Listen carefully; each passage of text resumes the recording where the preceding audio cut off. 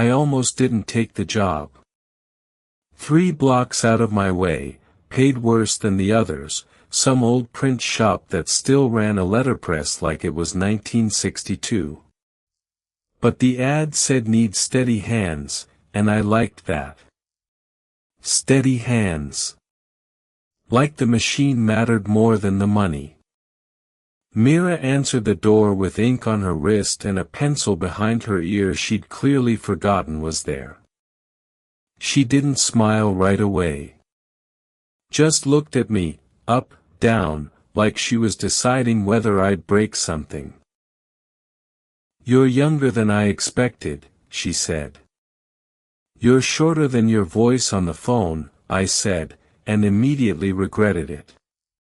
She almost laughed. Almost. The shop smelled like oil and old paper, that particular quiet that settles into a room where machines have been running longer than the people who run them. She showed me the press, a beast of iron and gears, jammed since March, she said, though I got the feeling it wasn't really about the press. "I fixed it in 20 minutes.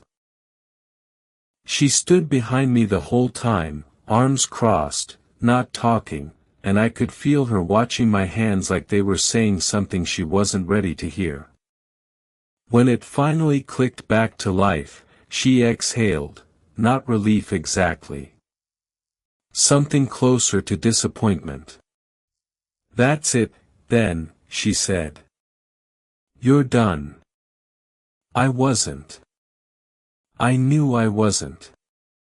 I picked up my bag anyway, and at the door I turned around, and she was still looking at the spot where I'd been standing. "Same time next week?" I asked. She didn't answer right away. She said yes, eventually.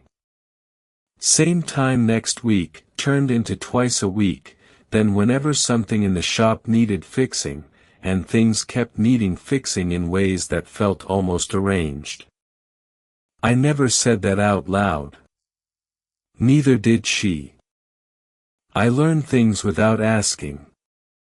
That she used to run the shop with someone, a ring-shaped tan line on her finger that was fading slower than it should have. That she flinched, just barely, when the bell over the door rang too fast, like she was still braced for someone walking back in. I didn't ask about him. She didn't offer. But I started noticing the silences where his name should have gone, and I hated how much I wanted to fill them myself. She caught me looking once. I was supposed to be checking the ink rollers and instead I was watching her sort type by hand, this small, exact motion, her mouth moving slightly like she was counting. She looked up. I looked down too fast. "You always this quiet," she said, "or just around me?" "Just around you," I said, before I could stop myself. She didn't answer that either. Just went back to the type case. But her hand, reaching past me for a drawer, brushed my arm, and she didn't move it away as fast as she should have. A second too long. Maybe 2. "Stay for coffee," she said, not looking at me. "It's already made. Be a waste otherwise." I knew I should say I had somewhere to be.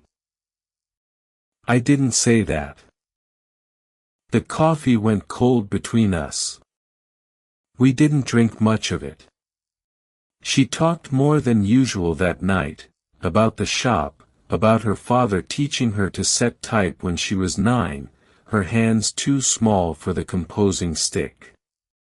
I noticed she talked fastest when she was close to something else, something she wasn't going to say, and then she'd catch herself and go quiet, and the quiet would sit there until one of us moved. "Why'd you really take this job?" she asked. "Worse pay, further away." "You said so yourself." I don't know, I said. Which wasn't true. She was looking at me the way she had that first day, except it wasn't assessment anymore. It was something closer to a question she hadn't decided whether to ask.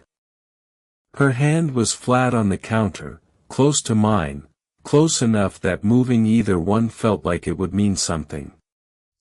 I told myself to go. I had the thought clearly, get up, say goodnight, don't do this, and my body didn't listen. I stayed exactly where I was. Then her phone rang, loud in the quiet shop, and she flinched like she'd been caught at something. She looked at the screen, and her whole face changed, tightened, closed. I have to take this, she said, already standing. She stepped into the back room, and I heard her voice drop low, careful, the way you talk to someone you used to know too well. I couldn't hear the words. I didn't need to. When she came back her eyes were red at the edges, and she wouldn't look at me. You should probably go, she said. I didn't move. You should probably go, she said again, when I didn't move the first time. Who was that? It wasn't really a question. She heard it that way anyway, and something in her shoulders dropped, like she'd been waiting for someone to ask instead of pretend not to notice. My ex-husband. She said it flat, like reading it off a form. He does this. Calls when he's had a bad night and needs to remember someone used to love him. A short laugh, no humor in it. I always pick up. I don't know why I always pick up. Maybe because part of you still don't. Sharp. Then, quieter, almost apologetic for the sharpness, don't finish that sentence. I don't need you to tell me what I feel. I wasn't going to tell you what you feel. I was still standing too close. Neither of us had fixed that. I was going to say maybe some part of you thinks you owe him something. That's different. She looked at me like I'd taken something from her, the easy version of the story, the one where she was just tired, not still tangled up in it. Why do you care? She said. Not cruel. Genuinely asking. I didn't have a safe answer. I had about 6 unsafe ones. I don't know, I said, which was the same lie as before, except this time she knew it too. I could see it land, the way her breath changed, small and quick, like she was bracing for the true version. Elias. My name, low, careful, like she was testing whether saying it out loud would make something real. I didn't answer. I just didn't leave. She didn't pull away. That was the twist I wasn't ready for, not a rejection, not a step back, but her hand coming up, slow, and pressing flat against my chest, like she needed to check something was real before she let herself believe it.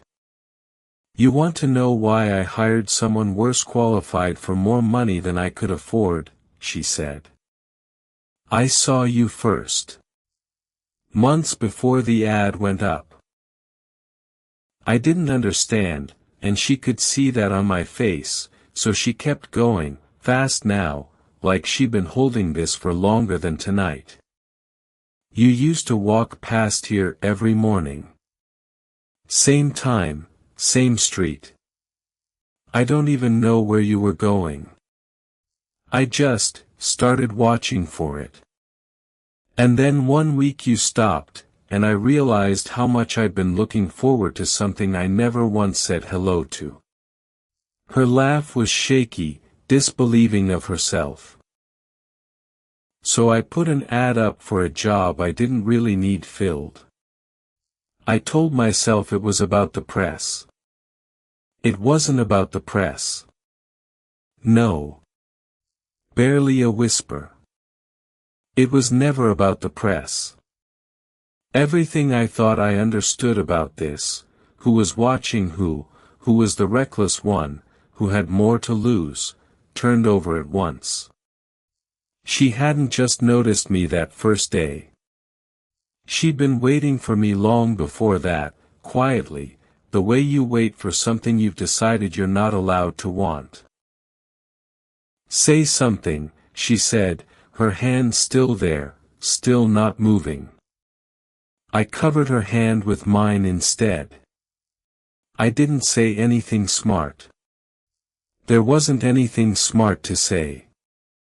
I just held her hand there against my chest, like if I let go the whole night would slide back into what it was supposed to be, a job, a shop, a woman too old for this and a man too young to know better, according to everyone except the two of us standing in an ink-smelling room not moving.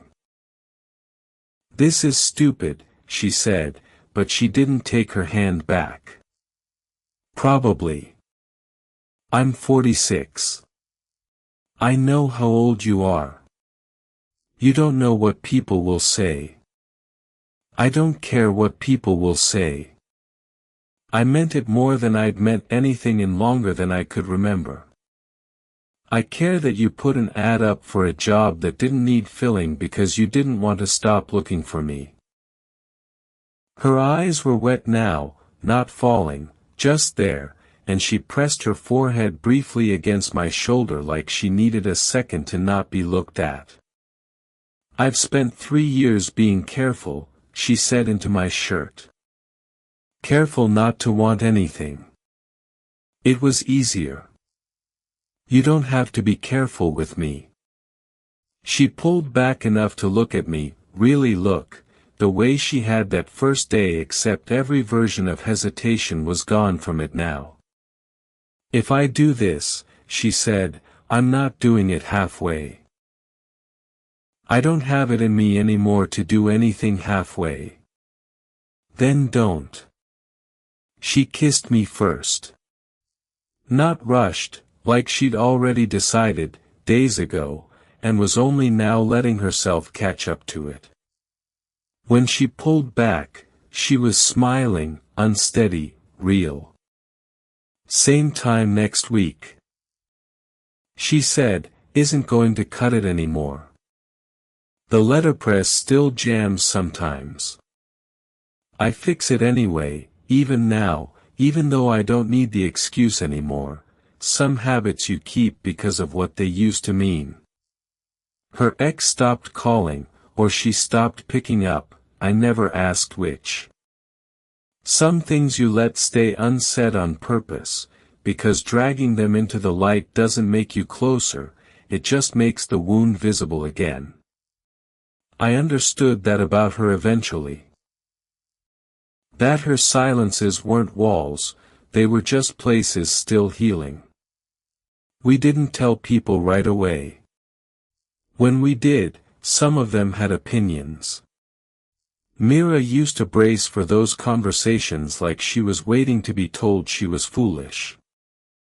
Nobody ever said it to her face. I think she was mostly bracing against the version of herself that used to believe it too. What changed wasn't dramatic. It was smaller than that. She stopped saying, it's fine, when it wasn't. I stopped almost leaving. We both stopped watching each other from a distance and just started being in the same room, on purpose, without an excuse. I think about that ad sometimes. Need steady hands, I used to think that was about the press. It wasn't. It was about her, waiting for someone to notice her long enough to stay. If there's anything I'd want someone to take from this, it's that the people who are quietly hoping for you rarely say so outright. Sometimes you have to be the one who doesn't leave. Did you enjoy the story? What kind of stories would you like to hear next? A slow burn workplace romance, a second chance love story, or something with a bigger twist?